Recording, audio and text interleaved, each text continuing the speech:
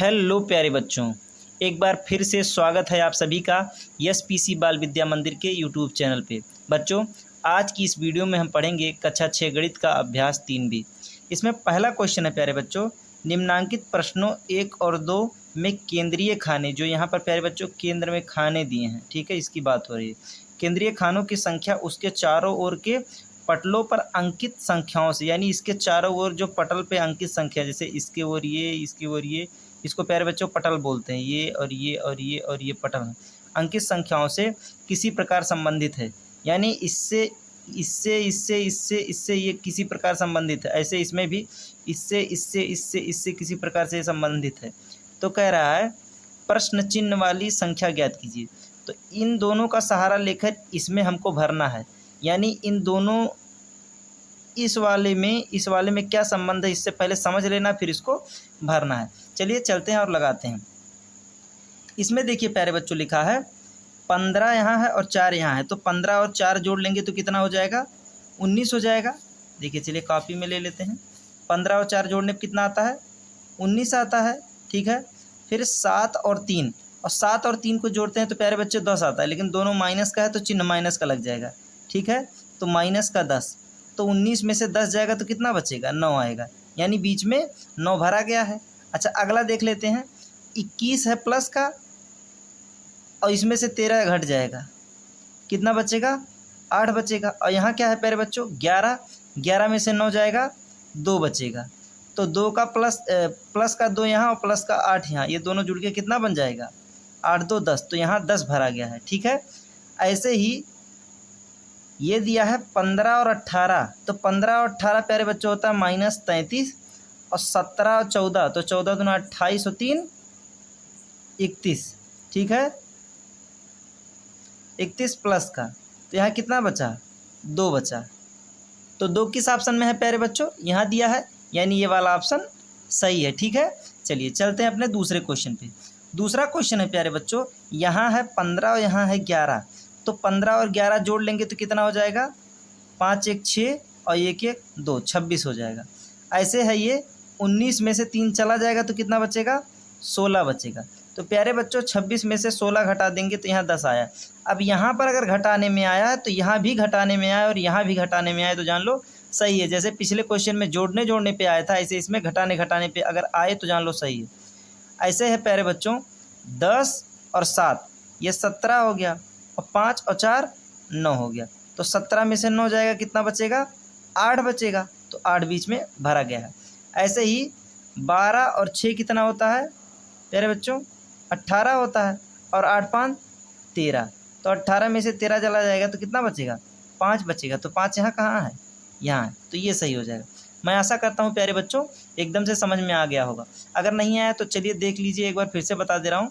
इसको जोड़ लेना तो हो जाएगा 15 4 19, और इसको जोड़ लेना है तो ये हो जाएगा 7 3 10, तो 19 में से 10 चला जाएगा, कितना बचेगा, 9 बचेगा। ऐसे इसमें है 21 में से जब 13 जाएगा तो प्यारे बच्चों 8 बचेगा, और 11 में से जब 9 जाएगा तो 2 बचेगा।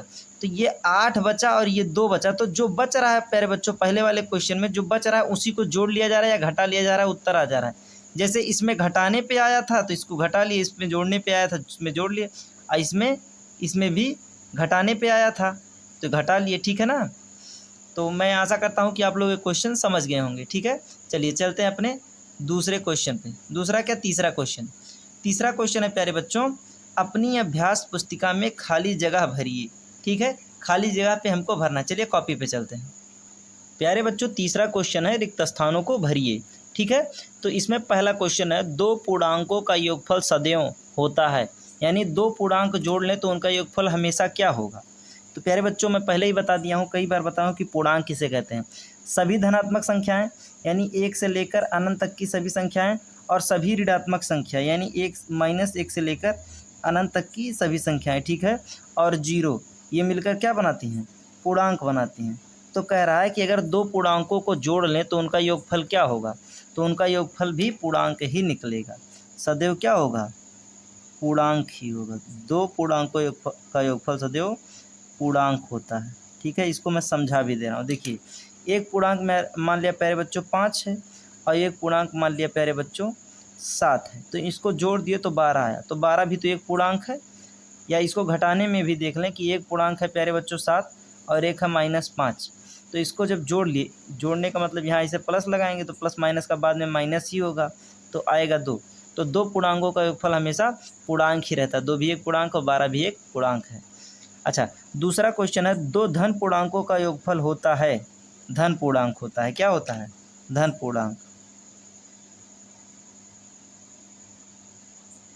अब प्यारे बच्चों अगर दो धन पूर्णांक है, जैसे 7 एक धन पूर्णांक है और एक 6 धन पूर्णांक, तो कह रहा है इनका योगफल क्या होगा? तो ये भी तो 7 6 13 जो निकल के आएगा, ये भी तो धन पूर्णांक होगा। या मान लिया 5 है धन पूर्णांक और 3 है धन पूर्णांक, तो इनको जोड़ लिए तो इनका योगफल जो निकला 8, ये भी तो धन पूर्णांक है। अच्छा, कह रहा है कि दो ऋण पूर्णांकों का योगफल होता है, ऋण पूर्णांक होता है, क्या होता है?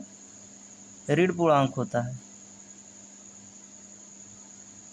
कैसे? देखिए, एक ऋण पूर्णांक मान लिया प्यारे बच्चों -7 और एक है -6, तो इनको जब जोड़ें तो जोड़ने का मतलब क्या होता है प्यारे बच्चों? यहाँ प्लस लगा रहेगा तो बाद में गुणा होकर वही बात आएगा, -7 और -6, तो आएगा -13। तो कह रहा है दो ऋण पूर्णांकों का योगफल ऋण पूर्णांक होता है, ठीक है ना। देखिए ऋण ही निकला है तो ऋण पूर्णांक ही तो होगा।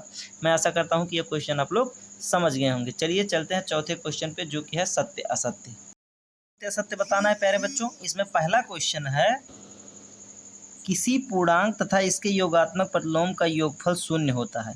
यानी कोई पूर्णांक हो तो उसका योगात्मक प्रतिलोम शून्य होता है। तो प्यारे बच्चों ये कथन सत्य है। क्या है? सत्य है। अभी बता रहे हैं क्यों सत्य है।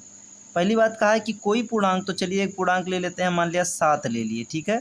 7 एक पूर्णांक, तो 7 का योगात्मक प्रतिलोम क्या होता है प्यारे बच्चों? -7 होता है। तो कह रहा है कि इन दोनों का योगफल शून्य होता है। तो अगर 7 में प्यारे बच्चों हम -7 जोड़ दें तो 7 प्लस माइनस का माइनस फिर 7, तो जब 7 में से 7 जाएगा तो 0 आएगा। तो कह रहा है योगफल शून्य होता है, तो हाँ होता है, इसलिए ये कथन सत्य है, ठीक है। अगला क्वेश्चन है, शून्य ऋण पूर्णांक है, तो ये असत्य है। क्या है? असत्य। अगर आप हमारी वीडियो को रेगुलर देखते होंगे तो मैं कई बार बताया हूँ, शून्य ना तो धनात्मक संख्या है और ना ही ऋणात्मक संख्या है, क्योंकि शून्य के इधर की संख्या है धनात्मक है और इधर की संख्या है ऋणात्मक है, और शून्य क्या है? न धनात्मक है न ऋणात्मक है। अगला कह रहा है कि दो ऋण पूर्णांकों का योगफल धन पूर्णांक होता है। भरने वाले में भी प्यारे बच्चों बताए थे, ये कथन असत्य है। क्या है? ये कथन असत्य है। देखिए, दो ऋण पूर्णांक, मान लीजिए एक ऋण पूर्णांक है -7 और एक ऋण पूर्णांक है -5, तो कह रहा है कि इनका योगफल धन पूर्णांक होगा। यानी -7 में अगर हम +5 -7 में हम -5 जोड़ दें तो -7 प्लस माइनस का माइनस और ये 5, तो 7 5 12, तो माइनस का 12 आया। तो ये धन पूर्णांक कहाँ? ये तो ऋण पूर्णांक है, इसका मतलब ये कथन असत्य है।